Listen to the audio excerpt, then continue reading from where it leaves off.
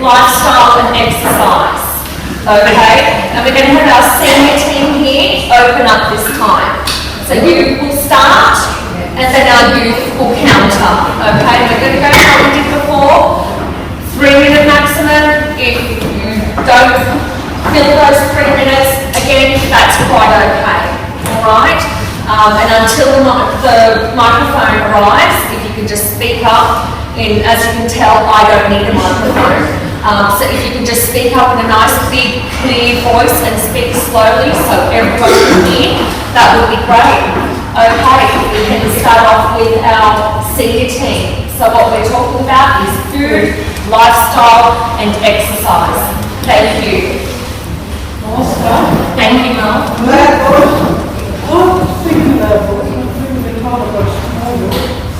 well, to the food side at the very beginning. I think we were pretty lucky growing up with food. We didn't have to worry about frozen food, which could be sitting on the shelf for months. We had fresh veggies, and they came from our garden in the backyard, or we got them fresh from the greengrocers.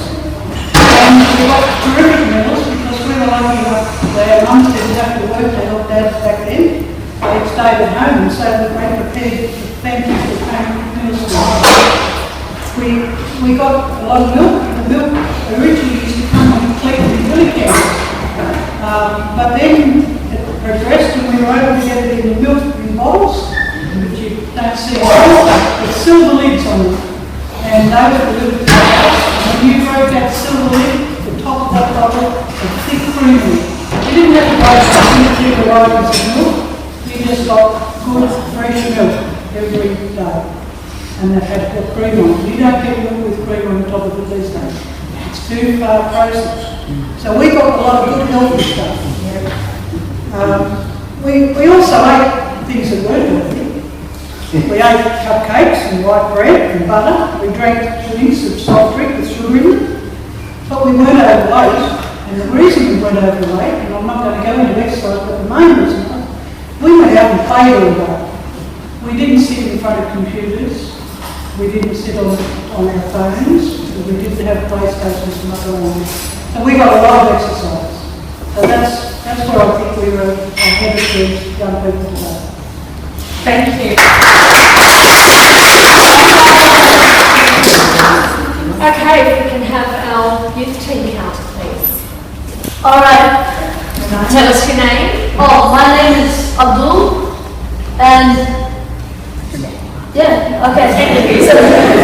So, I would actually like to counter what you said, because if food is processed, it doesn't mean that it's processed for the worse. It can also be processed for the better and can have these manufactured vitamins in them that can also help our lifestyle and help us improve the way we live.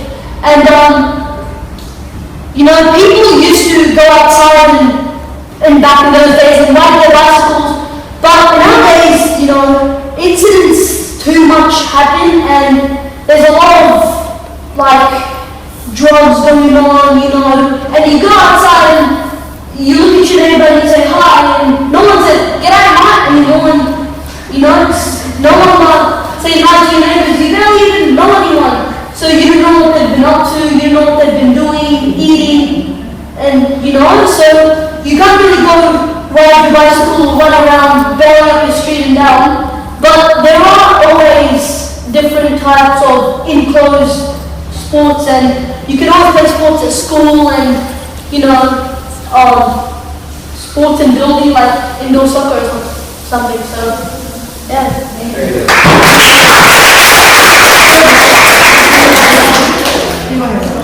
Thank you. Okay, we'll pass it back to our seniors team.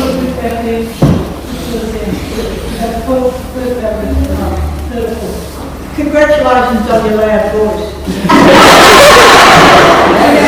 You don't need a microphone either.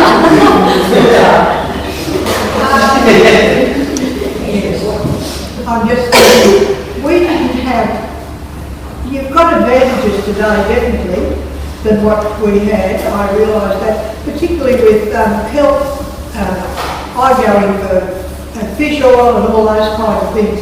But we didn't have any of those. Paraffin oil was about the only thing my father knew anything about, and I don't know what that did to you. You just got a dose of that every now and again. I don't think it did too much good. So we missed out on all these health foods that they've got. But we didn't have takeaway foods. There was no macros and no fish and chips and no foods. And I think we were better off without those. But it's quick and easy, and that's why you do it. I'm sorry that more people don't cook these days. My grandmother was a good cook, and my mother was a good cook, and because they had to cook everything, they made bread and likewise. And the cooking was very healthy, whereas sometimes you can ask a young person, could they make some pumpkin soup? Oh, no, how do you do it? No, we don't, But I know people that buy takeaway all the time. Just, they don't do anything else but takeaway. So I don't think that does you much good. Yes. What else about food? Oh, we used to grow our own too, vegetables and fruit trees and all that. And it was nice to have fresh vegetables. I'm not real keen on all this frozen stuff that comes out of the freezer. It doesn't taste real good like because it comes off the tree. I don't really think we need this processed water in bottles to pay for that. I don't think that's necessary because there's a terrible lot of money spent on bottled water. It's expensive too, so I don't think we need that. But anyway, that's enough for me, I think. Thank you very much.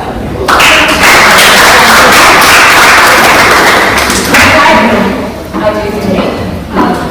Your name first.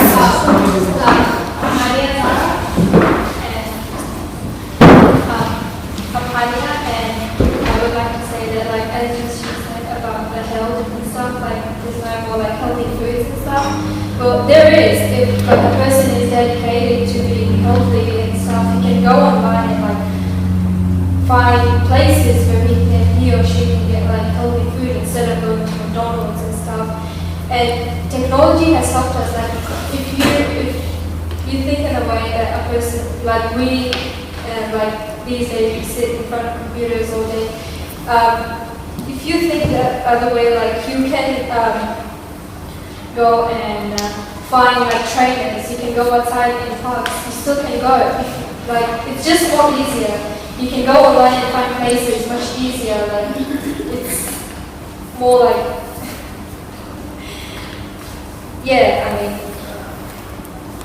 you can get personal trainers who can help you help you with your exercising and stuff. And if a person is not healthy or getting obese and thingy, so we can promote healthy foods through advertisements and for advertising using celebrities as the inspirations. And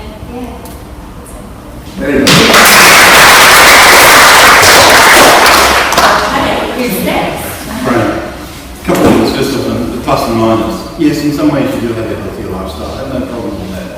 Particularly from the advances in medicine, diagnostic techniques, etc. You're looking at some old codgers here who probably wouldn't be alive if we had the same medication, same process, same diagnostic techniques in 20 years ago. We wouldn't be alive today. So yes, in one way you do have, but we also have some problems with it. There's a book I would suggest you might want to look at, and it traces the diseases transferred around the world since Columbus when he discovered America. And it talks about the migration of disease. The exposure you people have today is far greater to international diseases than the geographically isolated Australia. In the 50s, 60s and 70s, probably until the mid-80s, international travel was almost, it was the rich person with international travel, or you went by your firm. Since then, travel has now become almost a day-by-day exposure. And you've had the HIV, you've had 20, 30 different diseases, the flu. Somebody coughs in America, 24 hours later somebody's admitted into Australia because of international travel. International travel has come because of two reasons: business and technology. So in some ways you do have a healthy lifestyle, but in other ways you're exposed. The other point for ours was When we were growing up, we were given limited exposure to just about everything. Nowadays, allergies, etc., infections are all there. We ate snails, we ate dirt, we ran through the bushes, we trod on weeds, we did all those sorts of things. It was natural. Nobody thought any different about it. We cut ourselves. So your father or your mother would put a bit of milk on it. What was it called? Red stuff. No, it was a white powder. It was an acid, but it was a very low fat. But one of the things that people mentioned before, my mother had a philosophy. If it goes in and comes out, you can't be unwell. So every Saturday, we used to line up as kids, have what's called Scots emulsion. I'm sorry, but it's fish oil. The centre pot tea, and then we had castor oil.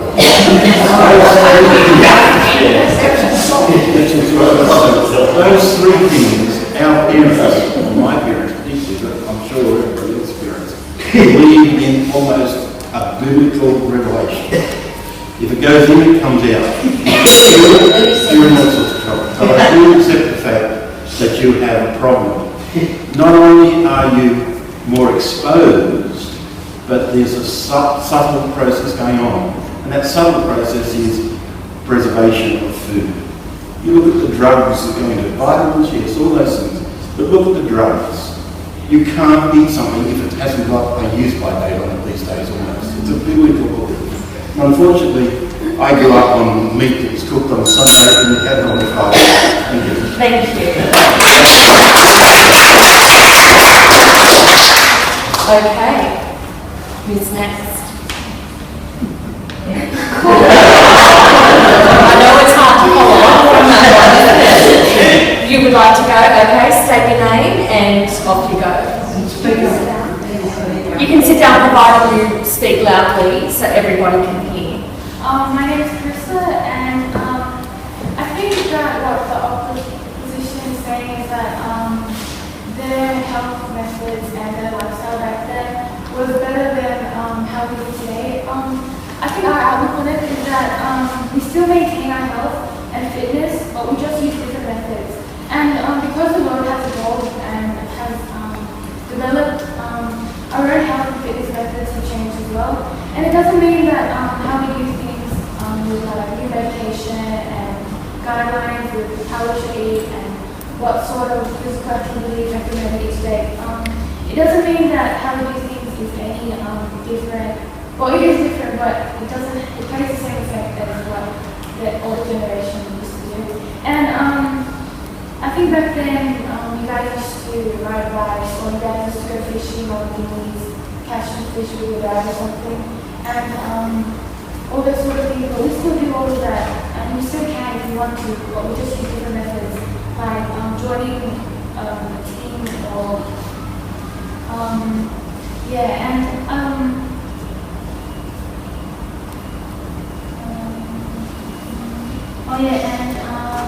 with the medication, I think that our older of it is actually getting better. So we can treat any diseases today that the older generation didn't have. And so we're at an advantage with how we maintain our health. And I think that you need to be educated on what we should be doing to have a good health and that's it. Thank you. Okay. Travel with today to just playing sport out in the good old sunshine, and you get that sunshine into your body, and like pine soup, dipping hopscotch, and even with sport like hockey. A lot of you might know about hockey, and there's a lot of you I suppose play soccer. But it is not the same. We used to go out with our parents on a Sunday to picnics. And what did we do? Play cricket or chase the ball. And that's the trouble with the young ones of today. They don't walk enough, They get their butts on in a car and they drive, get driven everywhere where you should be walking and get that good fresh air into your lungs and be healthy.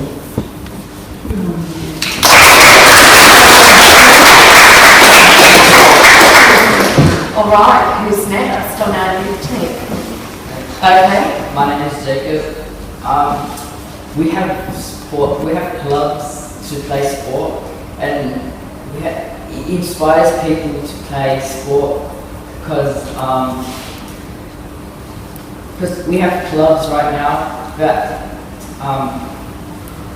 like for each sport, and people get inspired to play sports for a club, and which gives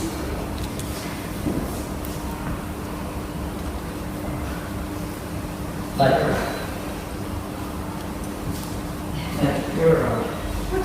So, yeah, what kind of sports, and are they limited to just boys, girls? you could like play with different people, and then you get to meet new people, and like you get to learn new skills and strategies, and you get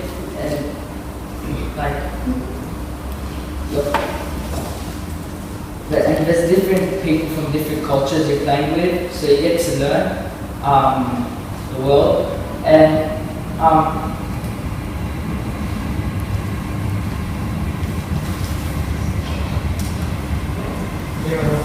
Also different games. That's okay. Okay. All right, thank you.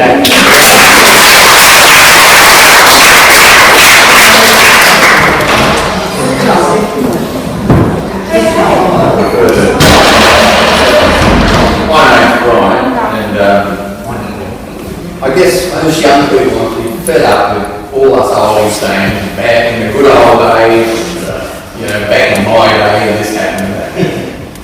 The real difference is it was different. I mean, they weren't good days, they weren't bad days, but they were different. And one of the big differences nowadays is the prevalence of sugary, fatty, processed foods, and that doesn't help your health, and you're tempted all the time. You can see I'm tempted because it's there and it's easy and it's quick and so forth. But my earliest recollection of childhood is that I was always hungry. Now, we had a family of 7, and my father was a labourer, so there wasn't a lot of money going around, so we were always scratching to get enough food to put on the table. Well, Mum was a miracle worker, really. But the fact of the matter is that we were well fed in the end because we only ate as much as was available. Now we've got so much food we can choose from, it's leading to all sorts of early childhood diabetes, for instance, type 2 diabetes. Obesity is a real problem, and it's all to do with the food. That part was all to do with the food we ate. The other thing was, I could never remember stopping at home when I didn't have to.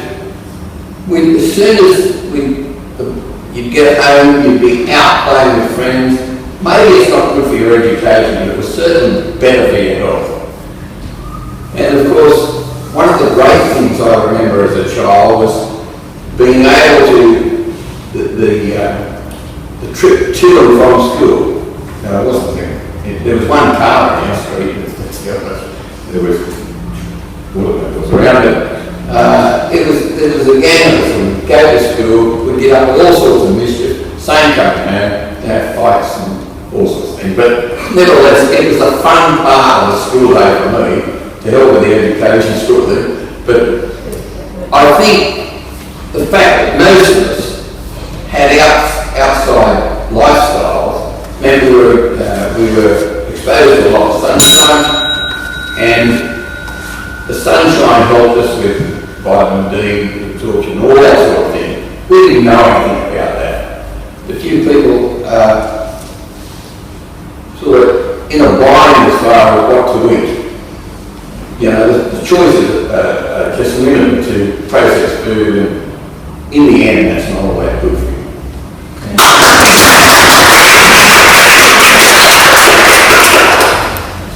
We're just going to finish our, and then I will take questions. Okay, thank you for that. Okay, zero notes. My name is Khadija. I'd like to say something opposing to the opposition. He said that we're getting early diabetes at a young age, but when you're young, you can't force a child not to eat olives because obviously they'll still eat it. Even if you tell them not to, they'll get it something. They'll get it somehow. If they want it, they get it. Right? Okay, so so if they want it, they get it. So you can't force a child to do something that they don't want, that they don't want to do. So if you want them to exercise, you can't force them unless you say, I'll give you chocolate in 10 minutes of workout, or I'll take you here because of something like that, you know? It's this day, it's one technology that's causing a big problem, but we do still go out and sport. As Jacob said, we do join clubs and teams. I myself, I do sport after school, and it's actually quite good. We get to socialise with other people, and it's quite fun, as to say, in that way. And nowadays, as technology's gotten better, there's many gyms around the area, as you can see, they're getting more. There's a lot of gyms you can go. There's activities for elderly people, young people, and you can join groups like Zumba groups, yoga groups. You can also socialise there. And the food, you can also go on diets, and you can do all sorts of stuff to stop yourself from eating this stuff and not do this stuff. But as I said, you can't force someone not to do something. You can't take away sugar from a little kid, because first of all, you just feel bad after you take it. Second of all, you can't take it away. They'll get it anyhow. And then so there are many health methods. Instead of just staying home and playing on the computer, parents obviously force you to go outside and do some sort of activity. So say I still have a bike, and if I tell my friends, I went to some place, and they say, oh my god, you are bothered. That is because I want to still promote a healthy lifestyle. And promoting a healthy lifestyle is quite safe these days, because if obesity is common in these places, mainly around young kids that have a lot of sugar, you have to force them to do something. But at the end, they're still getting the sugar, obviously. So, to sum everything up, modern technology has been a big problem, but methods and things like that are helping us stop children from doing this stuff. Regular trips to the park are helping do everything much better. Thank you.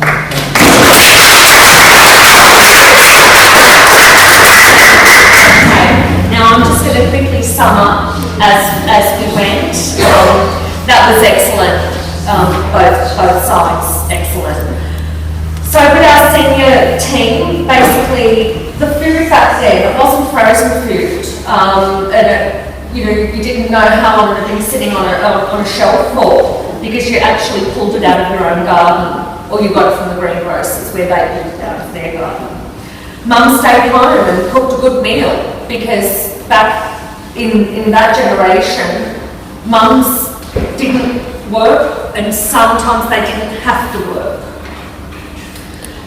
Milk bottles, you would get your milk delivered to you, and you'd have there was no skim A2, A1 homogenised, it was just milk. It was white and it had a layer of cream on it.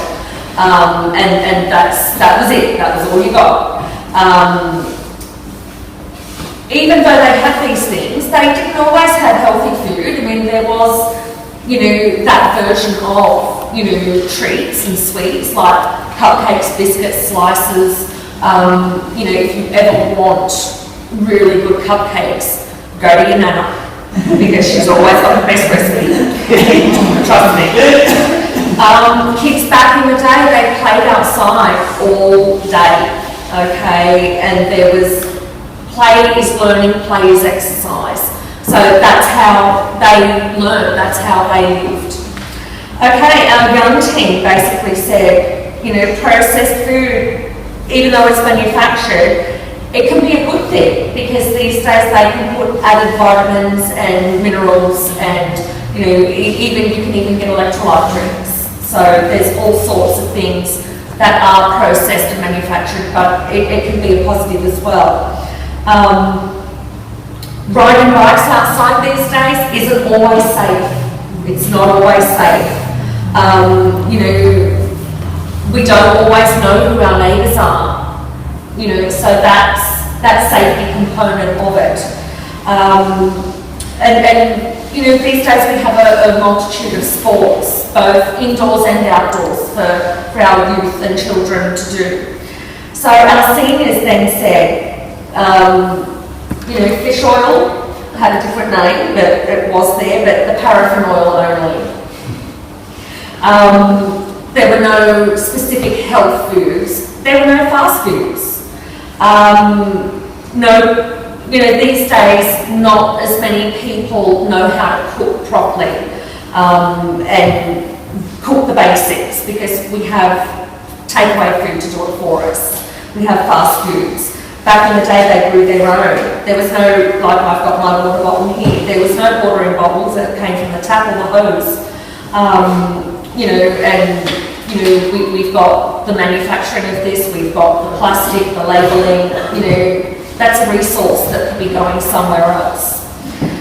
So our young team then said that they are able to get good and healthy foods from takeaway foods because you can go online and have a look. There's different apps you can get and you can choose. You don't have to go to McDonald's, for example. You can go to Sumo Salad and have a salad. You can get a personal trainer to help you with your fitness even. And that doesn't have to be in a gym, it can be in a park even. And they do promote healthy food with advertising and celebrities, which is a good way to target young kids. If your celebrity's doing it, then it must be right, it must be good, so let's go ahead and do that too. So our seniors have said, while there are advances in medicine, that part of the issue with diseases these days can be attributed to international travel. Because obviously people are not contained to their own space or their own country anymore. They're going here, they're going there, different standards, different hygiene, different environment, different agriculture.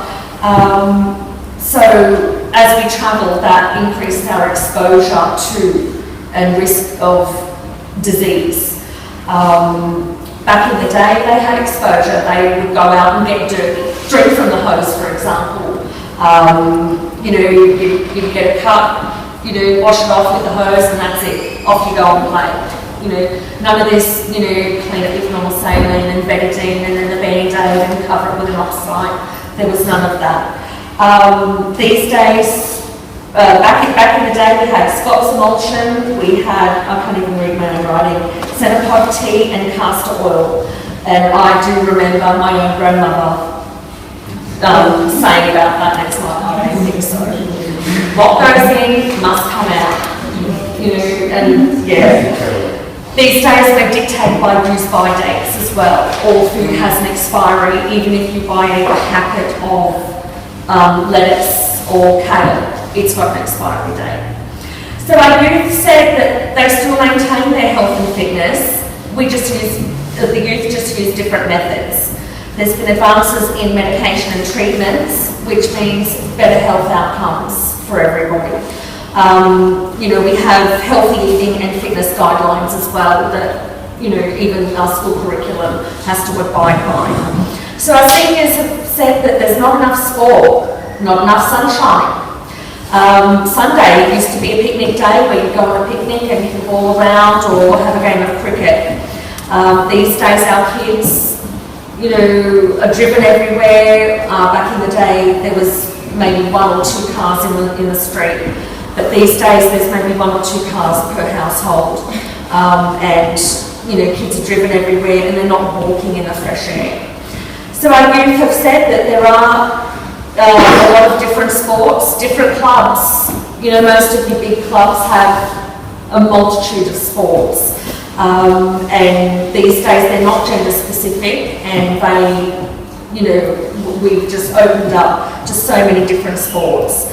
We learn different skills and strategies. We adopt knowledge from the different cultures that play in our sports as well. So our seniors have acknowledged that yes, it was different, and the increase in sugary and fatty and processed foods has not been a good thing, and there's also increased temptation for that as well, because it's everywhere. We're saturated with, have this, do this. Back in the day, they were hungry too. They were outdoors doing whatever, and they were always hungry. Bigger families, but they only ate as much as what was as available. These days, there's too much food available for us to consume, which also impacts on childhood diseases. Back in the day, you'd get home from school, chuck your uniform off, and you'd be out again, bagging and straight back out, playing in the street. After school, before school, all of that. It was an outdoors kind of lifestyle. The best part of the day was the going to and from school, because then you get to play and run and have fun. So our youth have basically said that you can't force kids to eat it. Okay, if they want it, they're going to get it regardless. They'll find a way to get what they want. Kids and youth do join clubs and do join teams, and that increases their socialisation and their exposure to other people, especially from other areas and other cultures. There's gyms and activities, and they don't just have activities for youth, they have activities for seniors as well. These days we have diets and technology as well plays a big part. And parents still do encourage their children to go outside. It's just different. It's a different kind of play. Okay, so now I'd like to open it up to general comments and a discussion. Yes? Okay. Yes, one thing that's actually almost ignored now, especially with the onset of computer technology, is pathology or a illness that's called RSI. RSI, repetitive strain injury. So, in the beginning, when you go into your work, you're told that, you only sit an hour and then you take a break. How can you take a break now? With all the deadline you have to meet. So, you tend to stay longer in the computer. And what you get, because you're using your anteriors, focus on the computer, RSI. The joints are affected. And then you have back problem. And then you have eye strain. So what it impacts the bone, the muscles. And then because of the tension, it goes into your heart. So suddenly you have a heart attack without anybody knowing, because you have to be the deadline, otherwise it was Osaki. So, okay, and so many compensation, so much compensation was done, and almost bumped up the government because of paying, staff, workers claiming, RSI. So somehow the term RSI disappeared. It doesn't necessarily mean the malady is gone. It's still on. It comes out with another name, which is OOS, and which means occupational overuse syndrome. So this is one of the parallels that has been brought by too much technology in terms of computer. Because you also have ergonomic chairs, otherwise your chair is not ergonomic, then your limbs, your joints are affected once again, you have back problem, and then you have all these all problems, that you see or you experience because you see too much computer. And also, this is exacerbated by takeaway food or a lot of fast food, which are actually injected with additives or what have you, Even the use of plastic when you heat in the microwave will somehow produce dioxin that's cancerous. So this is just what I'm trying to impart. Technology is good, but there is also the corresponding, disadvantage in which case, you can break up the best of both worlds. I'd actually like to speak. There was you guys haven't thought about the people who actually have an allergy to the outside world. I mean, some people can't really go near these small insects or animals, and some elderly people might fall down and break their bones. And I've heard if you break your bones, as my knowledge says, you shorten your lifespan, and if you don't do enough exercise, that also shortens your lifespan. This is why social media kicks in, where you can actually have a specialized exercise where you can probably stay indoors and do special exercises that help your bones instead of breaking them. Or if anyone's allergic to anything outside, they have this pride and they have this only option that they're proud of, to stay inside and to embrace what they have. But then what we're only thinking about is, oh, let's go outside back in the good old days. As some of you said, diseases are spreading, and they're spreading, so we need social media, which helps us in a lot of things. Some people can't really go on picnics because, I mean, you never know what's in the park. There might be just this wild dog this person's going to take care of chasing after you, and you're screaming for your life and running away. There's a lot that social media can do, and too much of anything can be bad. Too much of anything can be bad. I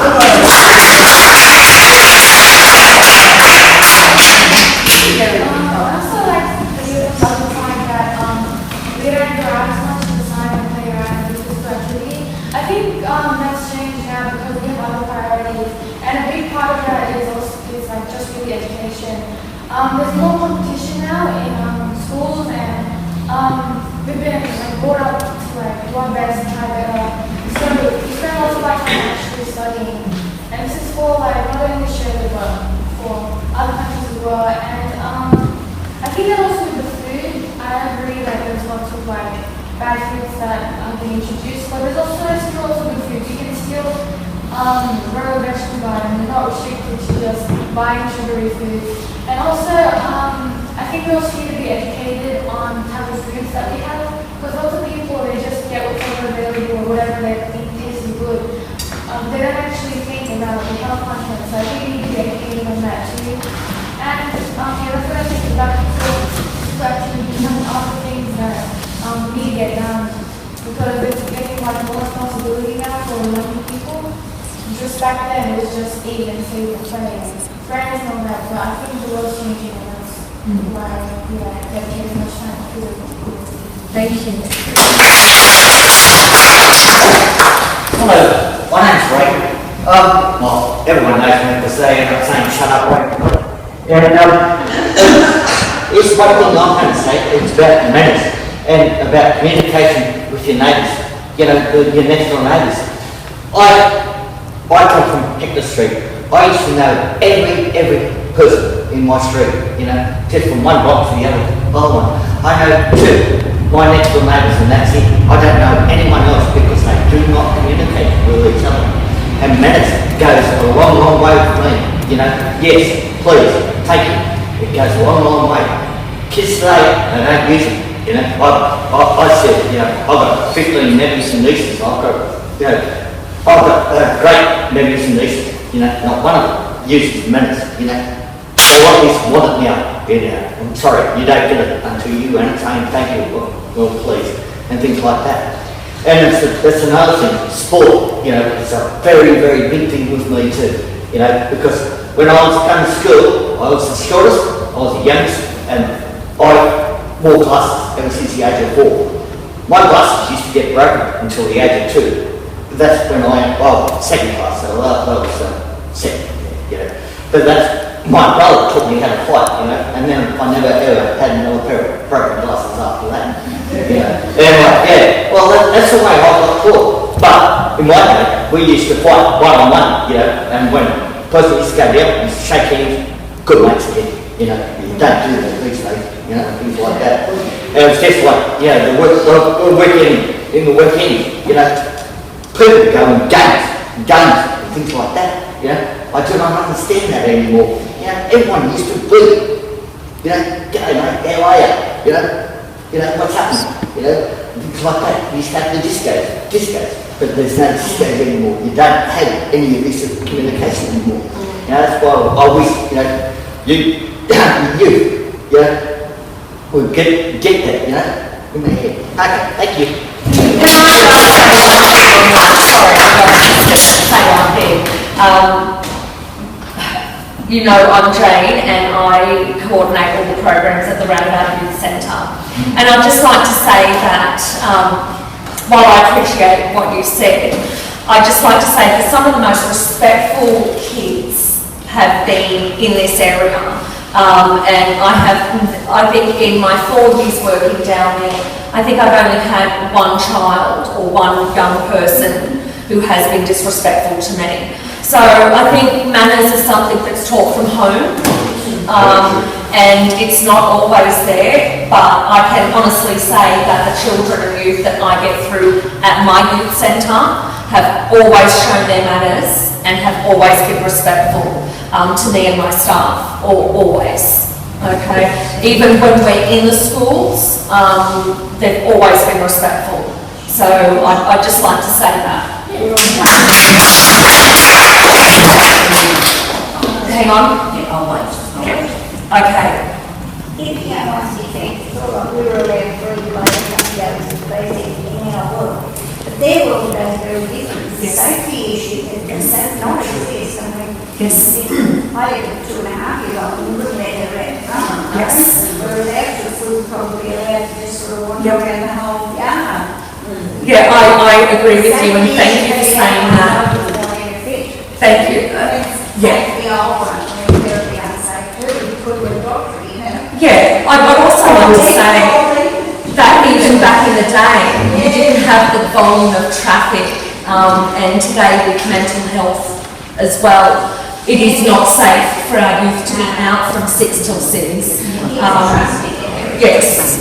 Thank you very much for your point. People wanted to have a say. You know, social media can also help us with another thing, and this is a little backstory of mine. My brother really wanted me to play soccer because soccer just literally ran through my family bloodline, and I was like, no, I don't want to play it, I'm not good at it, I don't want to play any sport. And then, you know, I came across, because I'm on YouTube, I came across a video, you know, some basketball, I'm like, oh yeah, why not watch it? I see them do some shots and see them play, and I'm like, wow, this is really cool, I want to try this out. You know, so I tried it out, and now I've been into basketball for a year or something, and I've been really good at it, and you see, what I'm trying, my point is here that you can actually find inspiration from social media. You go look up some things, you know, if someone just tells you, oh, go outside and play, why should I play? Because it's healthy. Why is it healthy? What, you know? It goes down to the cycle of why. So you need inspiration. You need some sort of inspiration to actually let you do something. See, as she said, children get what they want because you're not giving them a reason to not get what they want. You need to give them a reason, and you need to give them, and you need to inspire them on why they shouldn't do this and why you should be more healthy and only one bag of chips a week, and you know. So that's all I want to say. When I think of healthy lifestyle, I think of survival, and this is to both the seniors and the young people. Hypothetically, you went on a bushwalk, you came across, it had rained, you came across leeches, a monitor lizard and a wallaby. What would you do? How would you survive the bushwalk? With your iPad, with a stick. How would you survive? You would throw your iPad. You would be bitten by leeches because you had your shorts on. What would you do? You'd go on the internet and look out your cloth and they'd be sucking you in the blood. Very true. How would you survive it? Easy. Exactly. You can offer it, I mean, keep the lizard away and make a noise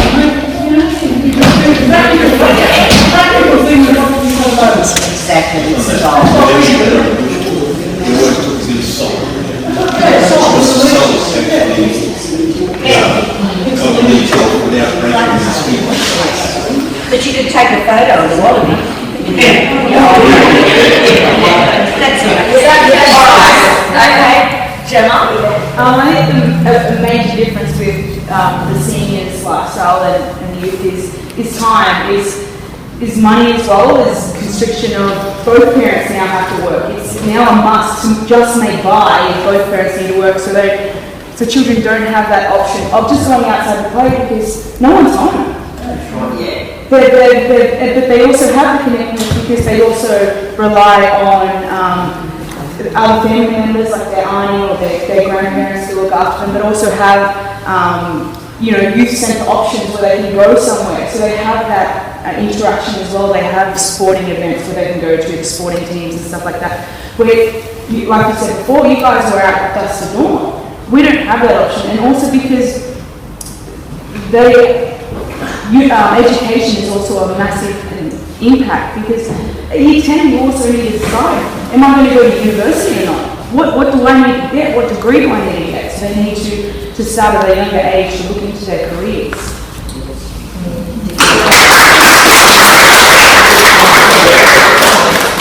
A couple of things just on that point. In our day, we didn't have infrastructure support that's there available now. Mothers didn't work, so they became the youth group or the carer group or whatever, rather than next door neighbour, mother, whatever. Now, the youth have a whole industry, I'm being unkind, a whole industry of youth workers supporting our society. That's one major change. The second part is education has not changed. There was a pressure. The only difference at my age group and your age group is you go to university. My age group, if you were lucky, you went to TAFE. Only the very top kids went to university, maybe 3%. When I graduated as an elderly man in 1981 from university, 3% of the Australian population have a bachelor's degree or greater. I would now say to you that probably 3% don't have a bachelor's degree. The change there is force our practical education into a university theoretical university education, which has destroyed opportunities for young people. Apprenticeships, etc. now take 12 months instead of 5 years. If you're a plumber in the old days, it's 5 years. Now you do an introduction and work experience, you become a plumber in 3 or 4 years. It doesn't make sense anymore. The whole education debate has been devalued by the use of the university as against practical application to your schools.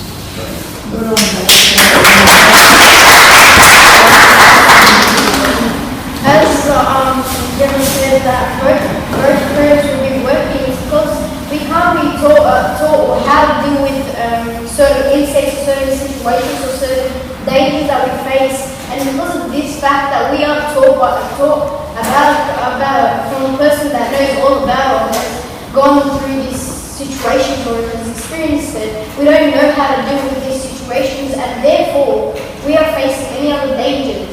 And if you listen to the news, the other day a 2-year-old kid got hit by a car and passed away, unfortunately. That is because they are being taught road safety, things that are parents' first priority.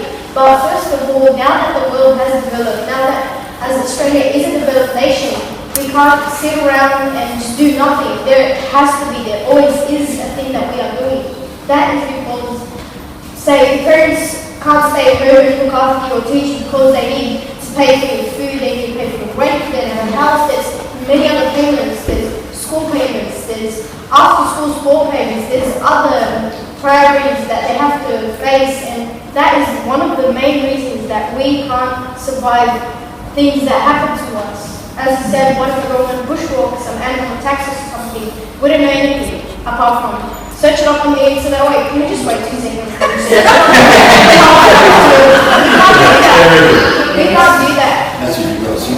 Yeah, we can't do that. That's because we aren't taught anything, and technology in these ways can't help us, and that's one of the main problems of technology, and we're facing it quite a lot. I mean, here, I expect only you guys to know all about this stuff, because you have been taught this stuff. There were actually your parents cared about this stuff, but these days their first priority, as I said, is food, money, and shelter. That's why they can't do anything for you. Okay, I'd just like to answer that one of his wives about going outside. I've got a teenage granddaughter who is suffering from severe vitamin D deficiency simply because she refuses to go outside. Stuck in a room doing all these sort of things. And now she's being forced to go outside. We get half an hour of sun each day. Otherwise, the result of that deficiency is very severe. Very severe. Very good. Can I just say one thing with that? I agree wholeheartedly.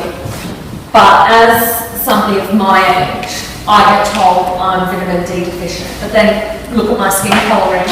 I go out in the sun, even wearing sunscreen, and I'm at high risk of skin cancer. So it's a case of, I'm damned if I do, damned if I don't, because I've got to look after my skin. And, so I'm being told this from this person and that from that person. So, I agree wholeheartedly with what you're saying. It is a major issue. Okay, yes. Actually, when I was a bit younger, I used to have these lots of pimples in my eyes, and whenever there was too much of a bright light that came to my eyes, it would damage them, and I actually had to go to the doctor. They looked into them in the legs, and it was really painful, and I had to waste hours of my day going. So actually, me going outside when I was younger, I didn't have any iPads, and my older brothers were younger, so they weren't so adapted to the PlayStation. So I was the one trying to go outside, but then I just tried to look up just a bit, and there would always be this bright sunlight coming on my eyes, and I could barely see. And when I look back, I find it funny because every professional flashlight they take, I always end up like this, because there's always that flashlight coming up. It's really funny, but then there's different cases, and it depends whether you can go outside or not. And so I guess to me, his argument, it can adapt to either way.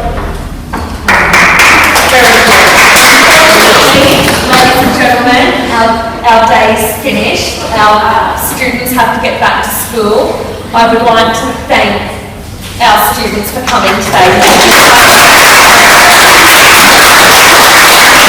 Last day of term as well, and they're here with us, so it's been an absolute pleasure to hear your point of view. And I would like to give these here to our teacher who brought out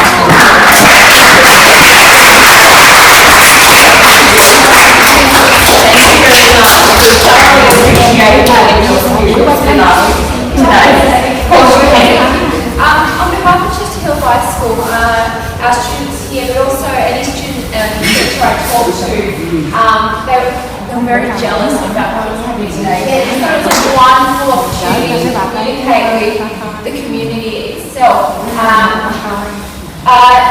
We've thoroughly enjoyed it, and I can say just the conversations we've had already today, and it's been really great. I'm sorry about that.